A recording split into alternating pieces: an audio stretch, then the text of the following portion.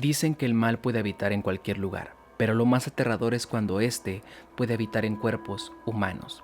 En esta ocasión traemos para ti algunas historias sobre posesiones demoníacas, historias y relatos de almas atrapadas en el abismo, exorcismos fallidos y algunas más sobre estas entidades que jamás debieron ser despertadas. Así que sin más, vamos a empezar.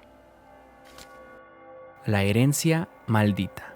La familia Rivas siempre había vivido en la misma casa, una vieja casona de finales del siglo XIX en el centro de la ciudad. Era una construcción de techos altos y madera crujiente, con pasillos largos que parecían susurrar cuando el viento se colaba por las rendijas. Pero lo que nadie sabía era que esa casa ocultaba un secreto muy oscuro, una maldición que había acechado a la familia durante generaciones. La primera en notarlo fue Lorena. Cada vez que se quedaba sola en casa, sentía como un escalofrío recorriendo su espalda. Al principio pensó que era la costumbre de vivir en un lugar nuevo, pero todo cambió cuando su hijo Emiliano comenzó a comportarse de una forma extraña. El niño, de apenas 5 años, solía ser risueño y sociable, pero de la noche a la mañana se volvió callado. Pasaba horas mirando a la pared de su habitación y susurrando. Cuando Lorena le preguntó con quién hablaba, Emiliano respondió con total naturalidad: con la señora del vestido negro. Lorena pensó que era un amigo imaginario, pero algo en la voz de su hijo la inquietó. A medida que pasaban los días, el niño comenzó a hablar con más frecuencia sobre la señora. Decía que le contaba secretos, que le cantaba por las noches y que le pedía que hiciera cosas. Un día, Lorena encontró a Emiliano sentado en la sala con la mirada perdida. Cuando se acercó, el niño la miró con una expresión que no le pertenecía. Sus ojos eran oscuros, como si otra presencia estuviera dentro de él. «Mamá, ella dice que esta casa no es tuya». Esa noche, Emiliano tuvo su primer ataque. Se despertó gritando y convulsionando, su cuerpo arqueado de una manera antinatural. Su voz era grave, profunda, y repetía una y otra vez: «No es tuya, no es tuya». Desesperados, Lorena y su esposo lo llevaron al hospital, pero los médicos no encontraron nada extraño.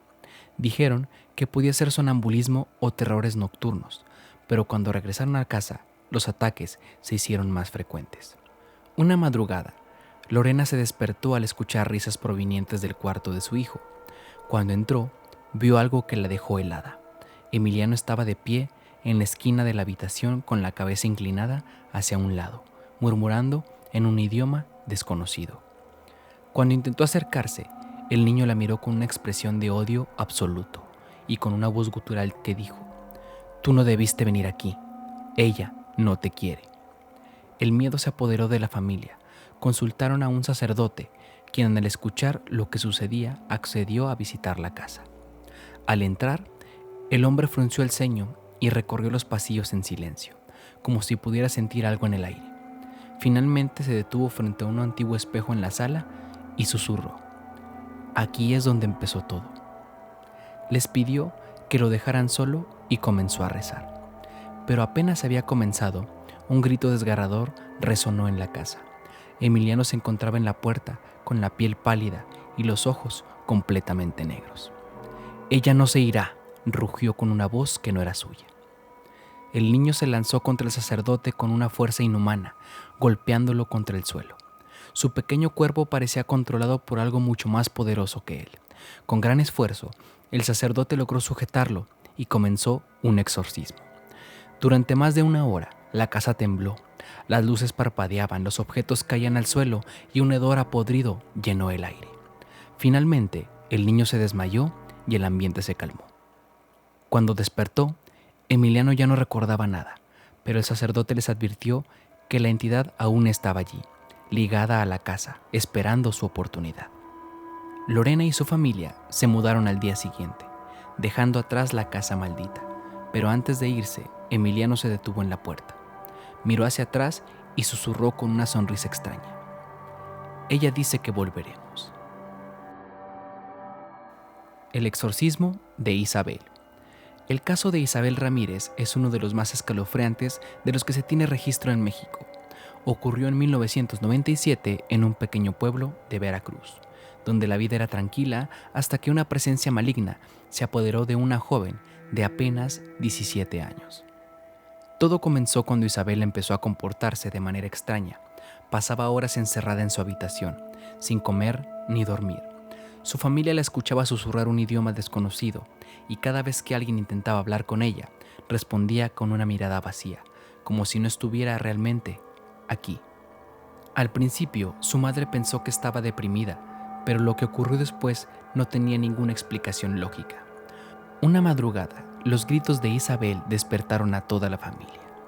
Cuando su madre entró a su cuarto, la encontró arqueada sobre su cama, con los ojos completamente en blanco y la boca abierta en un grito silencioso. La temperatura de la habitación era helada. En las paredes había símbolos escritos con lo que parecía ser líquido vital.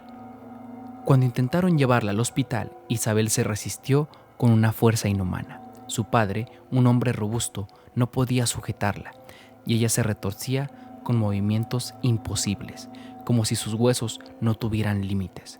De su boca salieron palabras en latín, un idioma que ella nunca había estudiado. La familia estaba aterrada. Consultaron a médicos psiquiatras, pero ninguno pudo explicar lo que le ocurría. Finalmente, desesperados, buscaron ayuda en la iglesia del pueblo. El sacerdote, el padre Tomás, era un hombre con experiencia en fenómenos paranormales. Cuando vio a Isabel, supo de inmediato que aquello no era una enfermedad. Esto no es humano. Junto con otro sacerdote, comenzó un exorcismo en la casa de la familia. Apenas empezó a rociar agua bendita sobre Isabel, la joven comenzó a convulsionar y a gritar con una voz gutural, como si fueran varias personas hablando al mismo tiempo.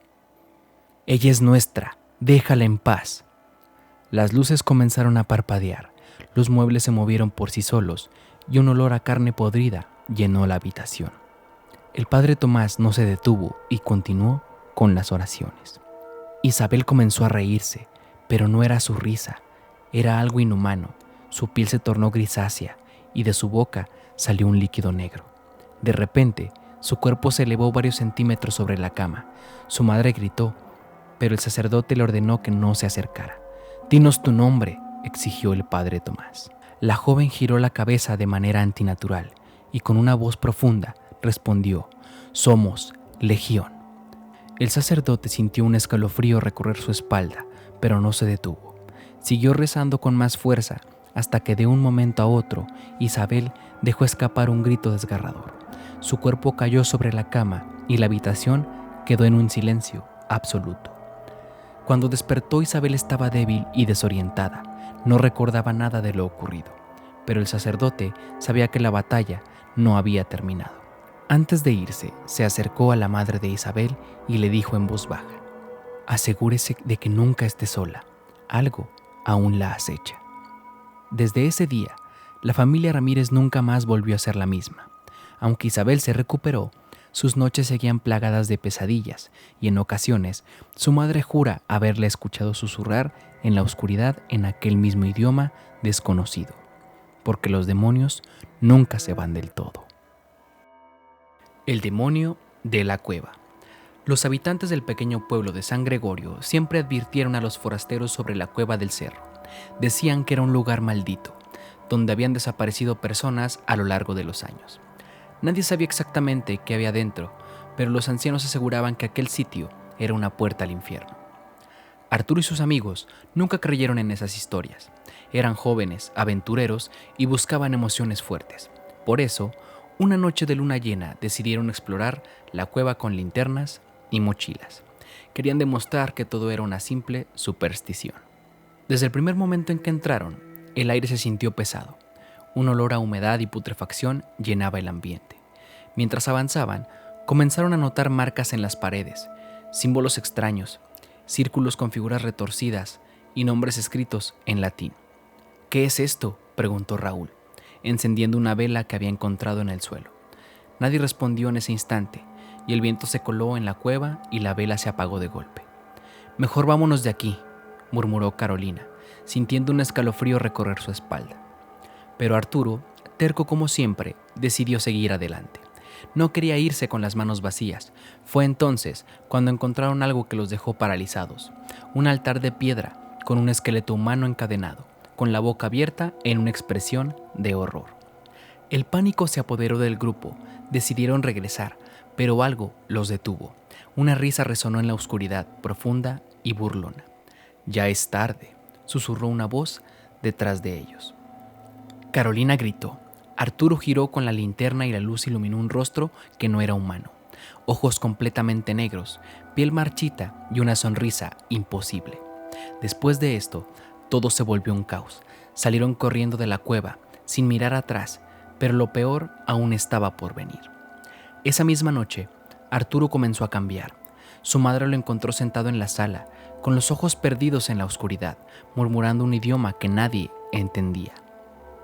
Los días siguientes fueron aún más perturbadores. Arturo dejó de comer, apenas dormía y se la pasaba encerrado en su cuarto. Su piel se volvió pálida y sus ojos estaban hundidos. Una noche, su madre lo escuchó reírse en la oscuridad. Cuando entró a la habitación, lo encontró en la esquina, escribiendo símbolos en la pared con su propio líquido vital. «Él viene.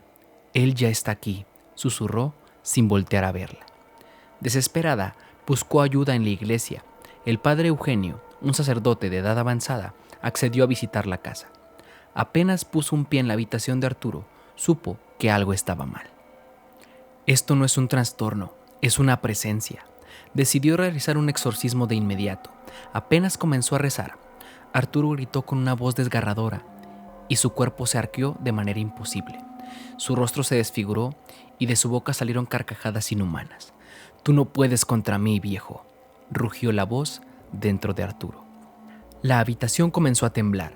Objetos volaron por el aire y una fuerza invisible empujó al sacerdote contra la pared. Pero el padre Eugenio no se rindió. Siguió rezando con fervor mientras la criatura dentro de Arturo se retorcía y maldecía en lenguas antiguas. Después de lo que parecieron horas de lucha, un chillido espeluznante llenó la casa. Algo salió del cuerpo de Arturo y desapareció en la oscuridad. El joven cayó al suelo, inconsciente. Cuando despertó, no recordaba nada, pero algo dentro de él había cambiado. Desde entonces, Arturo jamás volvió a ser el mismo. Nunca volvió a hablar de la cueva, nunca volvió a reírse, y cada noche, antes de dormir, su madre lo escuchaba susurrar una frase con voz temblorosa: «Aún me está esperando». El susurro en la oscuridad. Margarita siempre había sido una mujer tranquila, devota y amable con todos en su pequeño pueblo de Zacatecas. Se había dedicado toda su vida a cuidar de su única hija, Camila, una joven de 15 años llena de energía y alegría. Pero todo cambió la noche que Camila fue encontrada inconsciente en el bosque. Esto ocurrió un viernes por la noche. La joven había salido con sus amigos en una fogata en las afueras del pueblo, cerca de una antigua iglesia abandonada que los mayores evitaban a toda costa. Se decía que ahí se practicaban rituales prohibidos hace siglos y que su tierra estaba maldita. Murmuraba algo que no se entendía. Tenía el cuerpo cubierto de marcas, como si algo la hubiera arañado. La llevaron de inmediato a casa, pero cuando su madre intentó despertarla, Camila abrió los ojos de golpe y la miró fijamente. «Él ya viene, mamá». La voz que usó no era la de su hija. Era más grave, áspera, como si varias personas hablaran al mismo tiempo. Desde esa noche, Camila cambió. Ya no hablaba con nadie. Pasaba horas sentada en su cama, mirando la pared, con los labios moviéndose en un murmullo constante. Se arrancaba mechones de cabello, se mordía los labios hasta sangrar, y en ocasiones su madre la encontraba en posturas imposibles, con el cuerpo arqueado de formas que ninguna persona normal podría soportar. Las noches eran aún peores. Margarita escuchaba ruidos en la habitación de su hija, rasguños en las paredes, susurros y risas sofocadas. Un día, al entrar al cuarto, encontró a Camila de pie sobre su cama, con la cabeza completamente inclinada hacia atrás, mirándola con una sonrisa antinatural. «Mamá, hay alguien más en la casa». Los objetos empezaron a moverse solos, las luces parpadearon y lo más aterrador, cada vez que Camila pasaba por un espejo, su reflejo no la imitaba. Desesperada, Margarita buscó ayuda del sacerdote del pueblo, el padre Santiago, quien de inmediato reconoció los síntomas de una posesión. Organizó un exorcismo sin perder tiempo, pues sabía que si la entidad se fortalecía más, sería casi imposible sacarla. Esa noche, el infierno se desató en la casa. Cuando el padre comenzó las oraciones, Camila comenzó a retorcerse y a gritar. Su voz cambiaba de tono, a veces sonando como una niña, a veces como un anciano. Su cuerpo se contorsionaba de una manera imposible y en su piel comenzaron a aparecer moretones en forma de símbolos antiguos. «Ella es mía», rugió la entidad dentro de Camila con una voz que sacudió las paredes. El sacerdote no se detuvo. Arrojó agua bendita sobre la niña, quien respondió con un chillido desgarrador. De repente, una fuerza invisible levantó a Camila en el aire y la lanzó contra la pared. Margarita gritó y corrió hacia su hija, pero el sacerdote la detuvo. «No es ella, no te acerques». El exorcismo continuó por horas, hasta que finalmente Camila se desplomó en el suelo, jadeando. Todo quedó en un silencio absoluto. Margarita lloró de alivio. Había terminado. Esa misma noche, cuando Margarita se acercó a la cama de su hija para verificar que estuviera bien, Camila abrió los ojos lentamente y sonrió. «¿Por qué estás tan tranquila, mamá?», susurró. Margarita sintió un escalofrío recorrer su espalda. «Hija, ¿te sientes mejor?». La joven se incorporó lentamente y con una voz burlona respondió: «Mamá, el exorcismo no me liberó, solo lo dejó entrar en alguien más». Margarita sintió como su sangre se helaba y entonces lo entendió. Sintió un ardor en la nuca y escuchó un susurro dentro de su cabeza. El demonio ahora estaba dentro de ella. El inquilino. Javier nunca creyó en lo paranormal. Era un hombre racional, un profesor de historia que confiaba en los hechos y la ciencia. Pero todo cambió la noche en que encontró el cuaderno. Había heredado una vieja casa en Guanajuato de un tío lejano, un hombre del que su familia nunca hablaba. Decían que se volvió loco, que en sus últimos años no salía de su habitación y hablaba solo. Cuando Javier se mudó de la casa, no le prestó atención a esas historias. Para él, solo era una casa antigua y nada más. Hasta que se encontró aquel cuaderno escondido bajo del piso del estudio. Las páginas estaban amarillentas y cubiertas de escritura frenética, casi ilegible. Decían cosas sin sentido. No mires a los espejos después de medianoche. No respondas si te llaman por tu nombre cuando estés solo. Él no duerme, solo espera. Javier rió. Pensó que eran los delirios de su tío, pero al llegar la noche algo cambió. Todo comenzó con un susurro. Mientras preparaba café en la cocina, escuchó su nombre. «Javier». Pensó que era su imaginación, pero entonces lo volvió a escuchar, esta vez más cerca. «Javier». Un escalofrío le recorrió la espalda. Buscó por toda la casa, pero no encontró nada extraño. Intentó convencerse de que solo estaba sugestionado por el cuaderno. A partir de esa noche ya no pudo estar tranquilo. Cada madrugada despertaba exactamente a las 3:13 de la madrugada sin razón aparente. Se sentía observado, como si algo invisible estuviera en la habitación con él. Sus pesadillas se volvieron cada vez más perturbadoras. Sombras sin rostro lo observaban desde las esquinas de la casa. Figuras se reflejaban en los espejos cuando él no estaba frente a ellos. Y luego vinieron episodios de sonambulismo. Una mañana despertó en la sala, con los pies descalzos cubiertos de tierra. No recordaba cómo llegó ahí.